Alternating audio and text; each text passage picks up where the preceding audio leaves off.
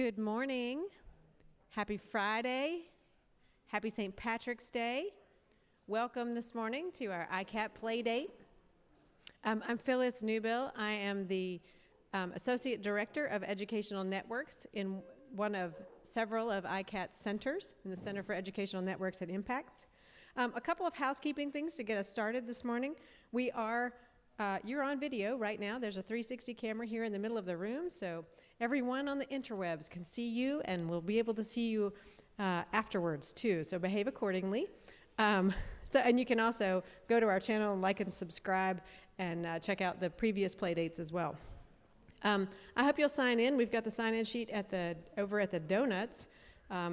Our sign-in sheet allows us to get donuts, so it's very important that you sign that, and we'll pass it around as well. There are donuts and coffee. I hope you'll enjoy those. When you have questions, when we get to the question and answer period, wait for me to get to you with the mic so that our friends online can hear you. If you're here for PDN credit this morning, if you don't know what that is, don't worry about it. You don't need it. But if you'd like PDN credit, make sure that you just check in with me and make sure that I've given you your 100%. If you're watching online, just send me an email or send a note through the questions link. Couple of announcements this morning. One is that there are some ICAT t-shirts here for those of you in the room. For those of you online, you can stop by our office. There's a few there too. But I hope you all will take a t-shirt home with you today. Also today at 5 o'clock, the Perspective Gallery has its opening reception for an ICAT-funded exhibit there called The Underwater Wonders of Tom's Creek. Some of you may remember a play date we did a few weeks ago on that. So it's a wonderful, immersive space. I hope you'll go see it and enjoy that exhibit opening. Also today is the due date for ICAT Day.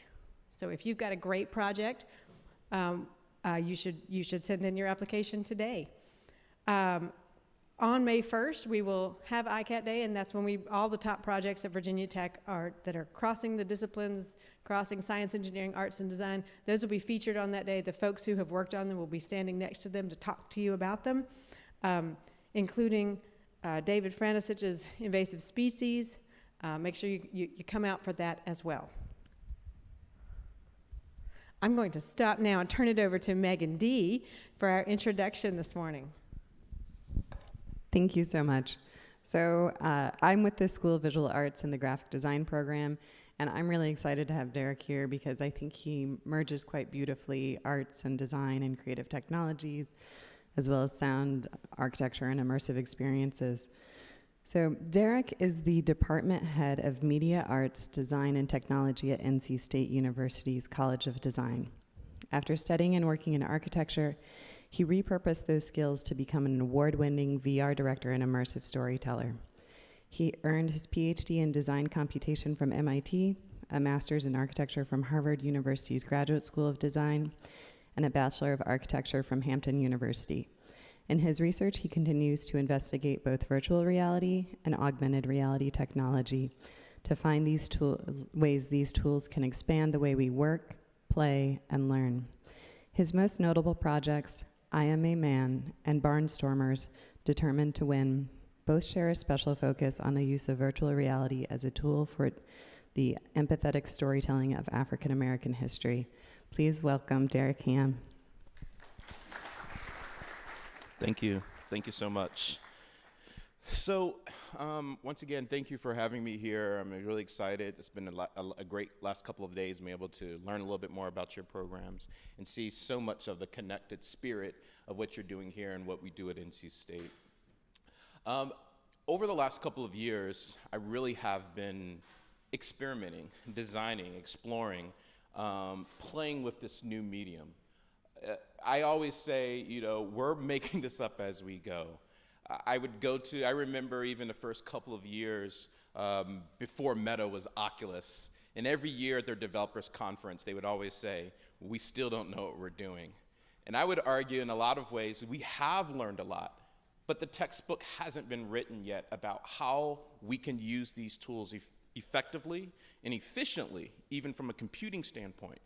Those who have worked in VR know the differences between, for instance, building something on a desktop to run versus a standalone headset. And while we're still wrestling with the technical aspects of it, we're still wrestling with the medium and the genre. What can we do with it? How far can we push it? When is it appropriate to do certain things? When is it not appropriate? Where are the boundaries? And so I've been on this journey over the last 8 years now, really digging deeper, doing a series of projects. And my personal focus on African American history has allowed me to anchor these things. Now, you've probably heard this phrase, VR is an empathy machine. It was famously made by Chris Milk at one of his TED Talks. And I've always been looking at that and said, well, no, let's not use that word machine. Let's use the word tool. Because tool still implies that you have to do some work. When you think about something as a machine, you think it as automated, right? Like it does some of the labor for you. At the end of the day, I always say like VR won't change you by itself.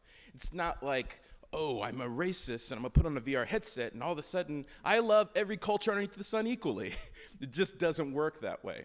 However, what VR does with its ability to help you change your perspective, if you're willing to do the work, if you're willing to say, I want to go there emotionally, I want to go there on a journey, this can then open the door for you to see things a little bit different. But the first project that you saw, those clips were from a piece called I Am a Man, and I have to admit, the first chapter of myself working with VR, when I approached this concept of empathy, I was really focused on how do we make someone feel someone else's struggle, their pain. And when you search up empathy and look for the definition of it, this ability to allow someone to feel someone else's feelings, you know what you never find? The feelings of triumph, the feelings of success. And I've really been pondering about that. I'm like, you know, if I really want people to feel empathy towards, for instance, the African American experience, why should the empathy only be, I want you to feel the pain, the sorrow, the struggle? I also want you to feel the triumph, the swag, the energy. And we never think about empathy that way. It's really hard to see that. And I think if you really want to appreciate someone, you think about your loved ones, your culture, we experience all of that with them, their successes, their pain, their sorrow. And so with Barnstormers, I said, here's an opportunity to open up this term empathy and not just focus on the sorrow part of it. Yes, these players struggled a little bit, but I said, could I really, if the same thing I was doing with the I'm a Man civil rights struggle, could I get you to feel a little bit of the success of what it meant to be a Negro League Baseball? Take a look at this quick trailer. Baseball. They could play, but they wouldn't let them play Major League Baseball. Some of the greatest ball players to ever live denied to play. So they had something to prove. The world said Major League ball players were the best players in the world, see? So they had to prove to the world that the majors weren't superior because they were white, and they weren't inferior because they were black.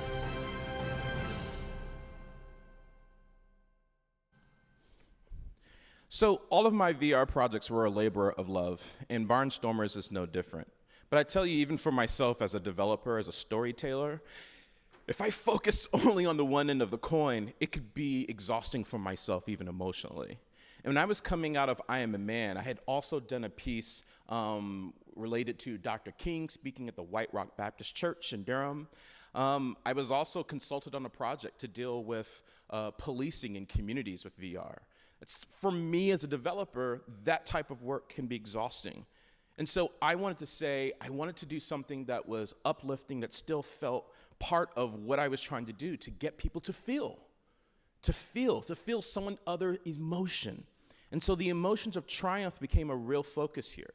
This project was funded by an Epic Games mega grant, and in partnership with the Negro League Baseball Museum in Kansas City, was able to really harness and grab some of the stories. And if you ever make it out to Kansas City, you have to visit that museum. It is a joyful experience.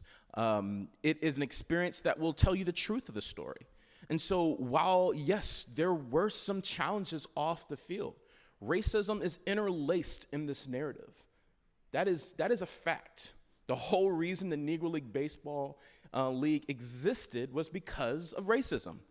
But when you cut into the field and you see their expertise and you see what they were able to do in that mix, it is a complex, rich story.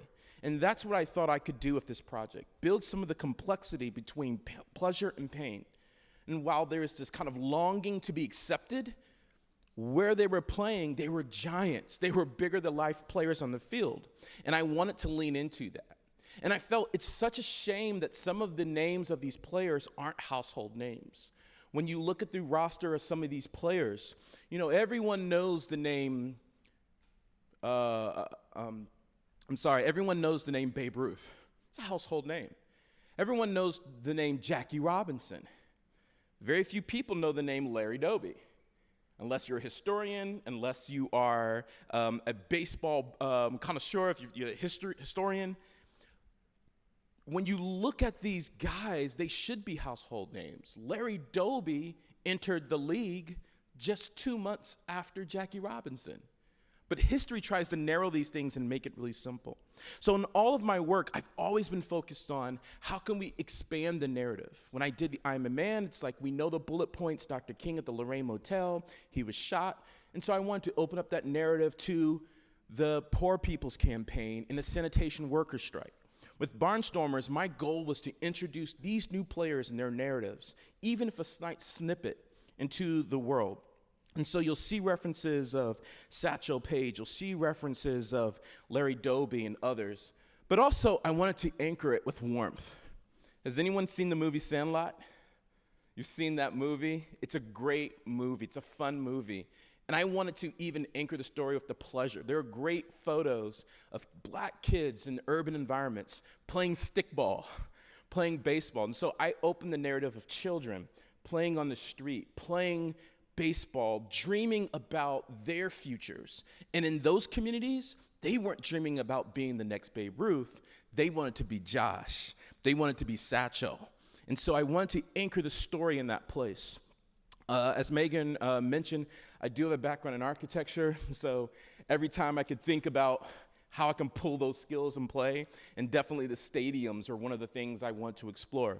Now, I wasn't able to capture every single stadium in this piece, but I did focus in on one and working with two of my graduate students who did a lot of the archiving for me to find blueprints, elevations, photographs for us to rebuild the stadium in Kansas City, Municipal Stadium. Today, sadly, there's only 6 stadiums that exist that are on the registrar that were served the Negro League Baseball. In the long term, I would like to develop a little bit more, making more of these stadiums and embedding them to the piece. I never feel a VR project is done. That's the beauty of working with that genre over a book. You can constantly add more content to it. But there was something satisfactory about being able to rebuild this classic stadium from Kansas City and then populate it with how they would have been on a game day. Even related to that, I felt this project really needed to focus in on the players. Now, anyone working with motion capture files knows you could probably go online and buy a lot of different images of people throwing baseball, but they weren't throwing baseballs like that back in the day. And so for me, the challenge was how could we capture the pitching style, even of someone like Satchel Paige, in a game engine, how he threw it.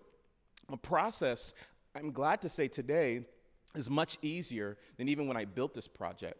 So when I first built the project, I took the black and white photo and had to do first some stabilization and cleanup of it. Taking that photo, trying to bring the graininess out of it, and then using an AI tool, I was then able to translate that image of Satchel throwing right into an FBX motion file. Soon after that, I then brought it in, and unfortunately, there was so much noise, I was only able to capture keyframes of them, like maybe the top part, and so there was a lot of cleanup. I feel the future, as I've been watching these tools evolve, it'll be very much more automated. And so it was still great for us still to play with these early tools to say, how do we analyze an old video, how do we pull the data from it, and then how do we apply it to an FBX figure. The same can be said about some of the characters. One of the things in doing this project, I've built relationship with some of the families of some of these players. most notably Josh Gibson's family, his great-grandson, Sean, also the Buck Leonard family out of Rocky Mount, North Carolina. It was a very emotional experience for me to be able to bring Josh Gibson's great-grandson into the lab and let him motion capture his face talking as his great-grandfather. That's the type of thing I'm really interested in, this transformative way in which we can use this technology for people to connect with their ancestors, to connect with generations back. And when you do these types of projects, you have a moral responsibility to work with them. I'm happy to say that every model of these 3D characters, I've given completely control to these families. Sean Gibson, I said, this FBX model, you may not know what to do with it now, but it's yours. And part of the challenges that they've had for years is even, frankly, wrestling with Getty Images, who for years have held hostage some of these photographs, not even allowing them free use for them to use on their books and their history boards. And so it felt really great for me to deal with this part of history, but then serve it as a way to give back. And so this project, which started off as a VR project, has now begun to echo and flow out, building an exhibit wall. The Buck Leonard Foundation in Rocky Mount has brought this VR piece into the community. They've pulled out the 3D model of the character, and they're even using it as an AR. As they tell me, they say, you know, Buck Leonard comes with us everywhere we go now. He's only on our phone. And the kids are amazed. And this is yet a new medium to bring their stories to life. So as I continue on this journey, and as we all continue on this journey, when you're dealing with these historical contexts and this wide dissemination, there are so many opportunities to use this to touch lives in a meaningful way. And that's why I'm still believe, even with all the hubbub of the metaverse, that the true future of this VR is about emotion and letting people feel things. I'm ready for some questions. Thank you.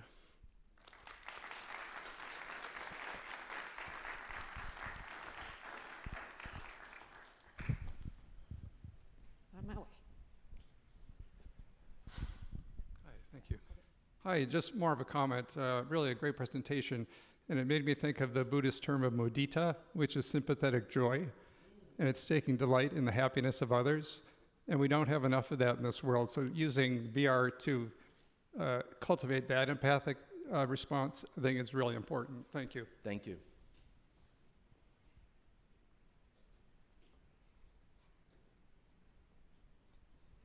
I'm really excited about the transformative nature as well.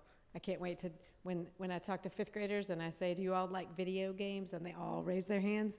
And I can say like, okay, you can study history to do video games. You can study art. You can study math. You can study English.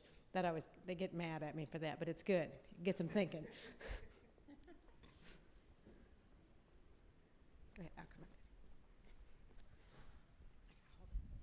So years ago when you were talking about the I Am a Man project, I asked what's next, and you brought up this project, and so now I'm curious, what's next now?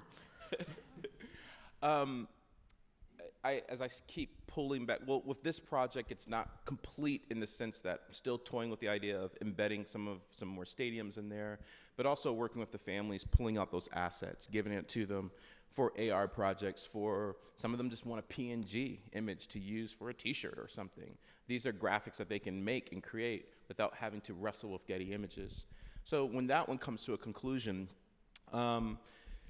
as I began to carve away at this notion of American history and how it's told and how it's communicated, one of the things that I'm finding out is that even when you blur the line between something that's history and something that's lore, oftentimes underrepresented communities, African Americans, completely left out. So without completely talking about the next project, I'll tease it in the sense of this fact. When I say the word cowboy, most people in your mind generate the image of a man, and he's white. I grew up watching Magnificent Seven. I grew up watching the Sons of Katie. My grandmother watched Cowboys, so I have memories of being in the kitchen. My wife asked me, like, why do you know all these like crazy old Cowboys? I'm like, because I sat in her kitchen, I watched them all. Every John Wayne movie, every Clint Eastwood movie, everything. And a kid growing up, just like, oh, the great Wild West that was white. And then you find out that 1 in every 4 cowboys was black. Whoa. So I'm wrestling with that. I'm cooking something up because that's something that I think needs to be addressed. And even with that comes the honesty of what a cowboy was. Do we use the word settler? Do we use the word colonization? Do we use the word land theft? These are all things that I think is a very complex pot, and I love those complexities, and I'm stirring it up, and I'm working with some things. Excellent. Thanks. Great work. So inspiring. Thank you. I was wondering if you might have talked about it in the very beginning, which I missed. I'm sorry, but maybe if you could talk about how you collaborate with others and possibly do you bring your students into the work or? Yeah, so with this the Barnstormers piece, students were essential. I had 2 students that were essential for 2 different roles. One was because I was using narration, using some character audio, I grabbed the students like, give me the glossary of the terms that was used. One of my favorite ones was hog cutter. It's like hog cutter. Like a hog cutter is a person who's just stunk at the bat. He could not hit a ball to save their life. And so it was fun to like find these glossary of terms and try to slide them in either in background vocals or use. And so he was kind of like that person that did that. And then I had another student that worked completely on the recreation of that one stadium, municipal stadium in Kansas City. That was really critical. I mentioned that both projects had museum partnership. So with Barnstormers, the Negro League Baseball Museum in Kansas City, and with I'm a Man, the National Civil Rights in Memphis, Tennessee, it had to pass the bar to them. They are storytellers themselves. Museums are telling the story. And so if their partnership, both of those cases, they were the ones who got the preview. They were the ones who signed off. And in some cases, they were like, oh, you may want to rearrange and put that there. Or no, it wasn't quite like that. Let's think about editing that out that way. And so allowing them to be that stamp of historic approval on the piece, that was essential for me because I'm not a historian. And so every piece I look to have that type of authorship, partnership, kind of sign off on those pieces. And then the families too. For this one, it was a really special moment just to like put the family members in the headset. This is amazing work. I had a question about how you define scope and how often you're running up against limitations because these projects seem so big. Where are you rubbing up against the boundaries, and where do you have to decide where the boundaries are for yourself? Yeah, it always happens. It is almost like film editing when you hear there's so much more that didn't get into the final piece. There's cut. Every time I've worked on a project or a build, I create these in the Unreal game engine. There are whole scenes and levels that just left out. They were either sketched out, they weren't complete, or they didn't fit well, and that's part of the process for me. And so I had to make peace with that. I couldn't squeeze every part of what my mind originally scripted out in the narrative to go into a piece. When it comes to my timetable, I think about dissemination. And I think the beautiful thing about VR is it has its ability to make its way in academic circles like this, disseminating, sharing work, but also the festival circuit. And so now I try to start projects where I can potentially, maybe if I bet right, ends at the timetable when it needs to be submitted to Cannes Festival, to this festival, to that, because those are the ones where I can really get the strong and sometimes gut-wrenching critique on just the craft of it. It's something I'm really committed to.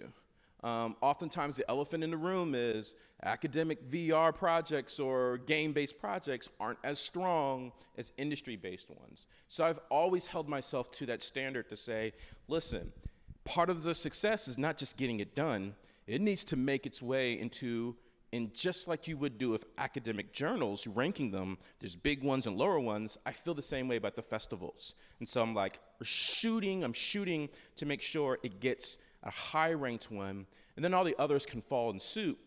And so my timing for working on a project and delivering now, when I did I'm a Man, I didn't know this game. And so I kind of lucked out that it fell at the right timetable. But then moving forward, I said, we have to think about when you want to end and release for those potential releases.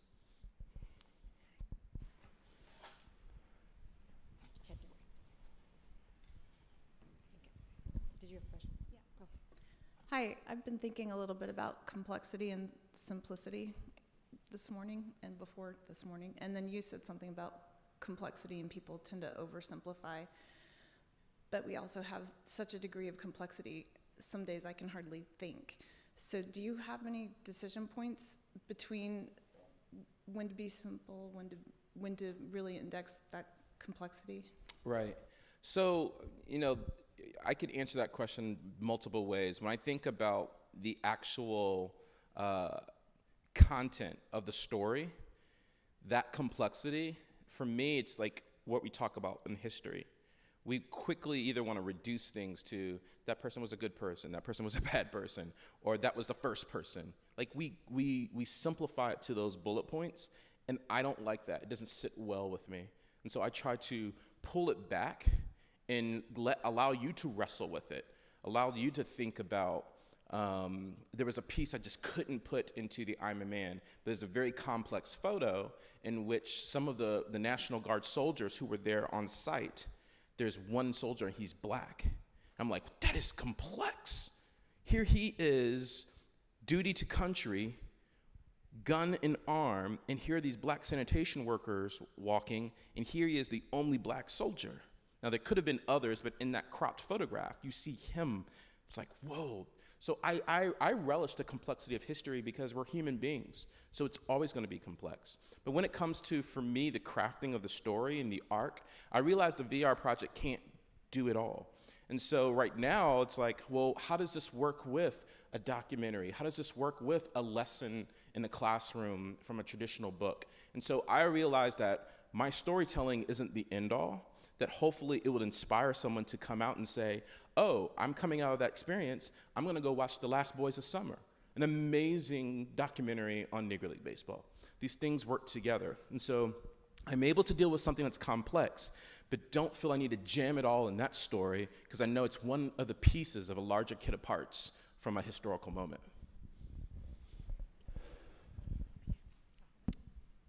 Oh, sorry.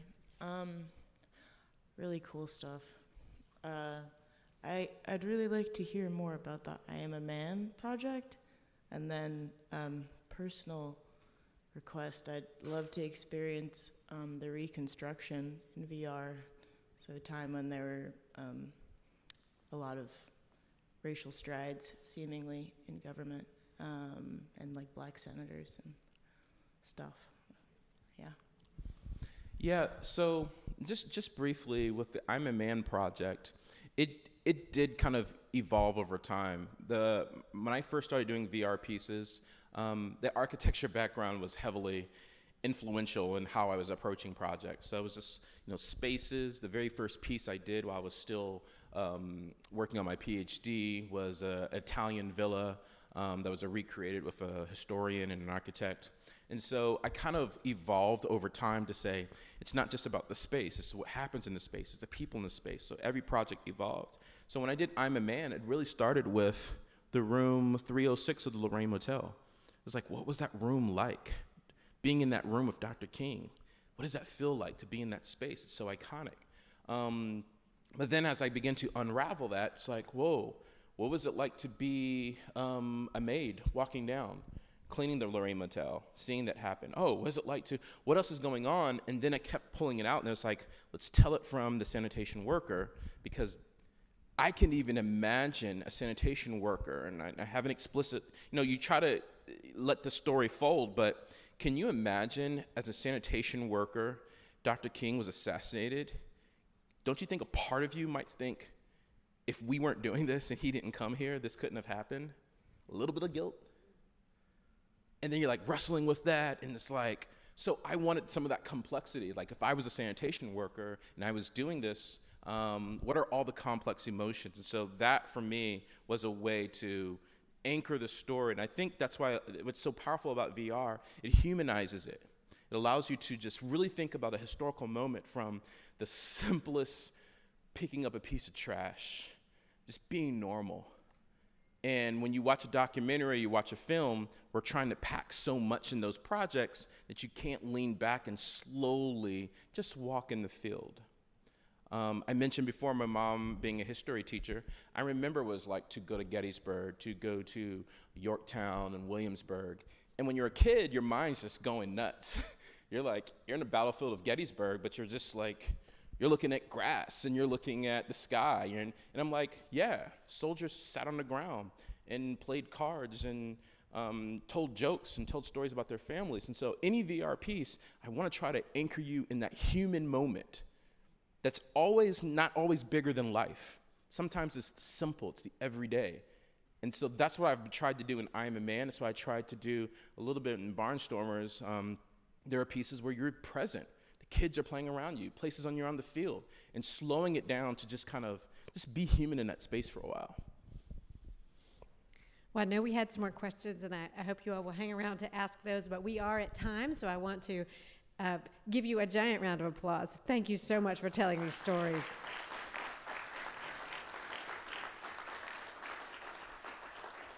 We love at ICAT to bring people together especially with science, engineering, arts, and design, and the way that you're telling these stories in these transformative, empathetic ways is just phenomenal. Thank you for being here. We'll be here again next week. We're here next week, right? Checking for yes, thank you, Dylan. Good. We're here next week, same time, same place. We'll see you then. Have a great weekend.